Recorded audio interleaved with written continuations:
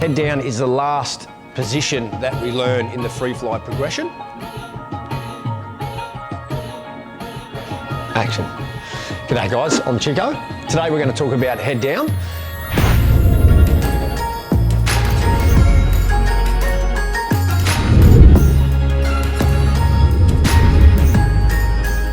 So in the head down orientation, there is a few different positions that we can fly: a straddle, a shelf and a daffy. Today we're going to talk about the daffy position. Reason being is this is, in my opinion, one of the more stable positions and consistent positions where we have equal amount of lift at the front and the rear, allowing us to have more success when learning head down. We want to think about the upper body falling faster than the lower body. The reason for that is obviously we're head down, so if we're creating a lot of lift with our legs and it's in a slower fall rate than our upper body, it's going to allow us to maintain that stability, kind of like a shuttlecock. If you can imagine a shuttlecock sort of design where the head is pointed towards the ground and then it's kind of in like a triangle shape where we're maximising lift the further up the body we go. What we want to think about is having one of our legs to the front and one of our legs to the rear. The way that we do that is by pulling the front knee down so that we create a nice horizontal plane with our upper leg, and then we push our foot forward to create a little bit of extra lift on the lower leg. On the back leg, we want to push our foot down slightly on the wind to create a bit of a bend at the knee, at the same time pushing our foot rearwards, opening our feet up front to rear to maximise that lift as much as we can. It's very important if we really focus on pulling the toes up towards the knees, similar to what we talked about with back flying and sit flying. The reason being, like I said last time in the last video, was it really helps engage the lower leg and keep it strong throughout our flight.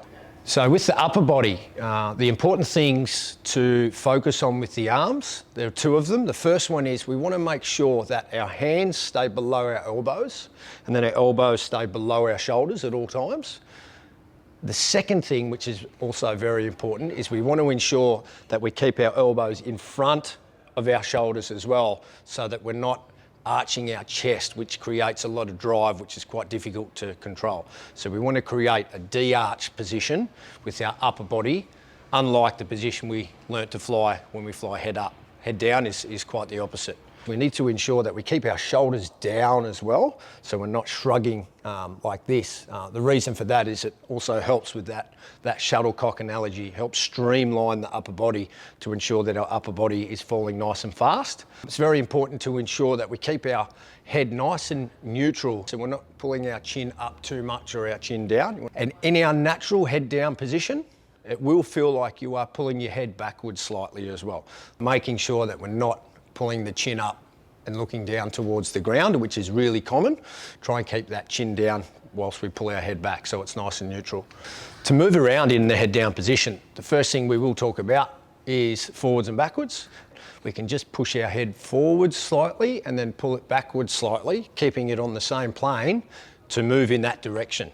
In addition to that, so we can understand, is basically as I push my head forwards, I'm exposing more of the back to the airflow, which creates that forwards movement. And then as I pull my head back, now I expose a little bit more of the front of my body to the airflow, which creates that backwards movement. So therefore, to be neutral, I need to find that neutral position where I'm a straight line and I'm not causing any forwards or backwards. Up and down or slow fall and fast fall. Pretty simple in a sense that to go faster, we just want to reduce our surface area, so we're speeding up with the arms, bringing them down slightly to create a more streamlined upper body position.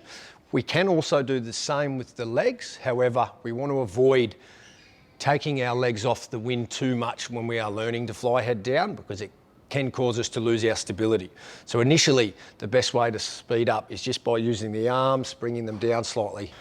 Slowing down, obviously the opposite. We want to engage the arms and legs at the same time on the wind. The way that we do that is just by bringing our arms up so that we don't go past that shoulder level. As soon as we start to go past the shoulders, we are going to create a bit of a drive and a speed up. So we want to avoid doing that.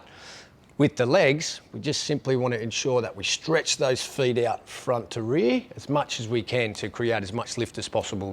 Turning is one of those things I don't talk about how to do it. I just say, just turn that way, like you would sitting here, you know. So maybe I'll just say that. Side sliding. The way that we want to side slide is basically the direction I want to move. I'm going to apply a little bit of pressure on the shoulder and the arm like so, and drop the other shoulder and arm down to create obviously a path for the airflow, which is going to allow me to slide in the direction where I apply the pressure. Super important skill to have, so that we're not having to turn our body, move forwards and then turn again to get into a position that might only be a small adjustment. So that is the basic head down position, the Daffy head down position that we've talked about.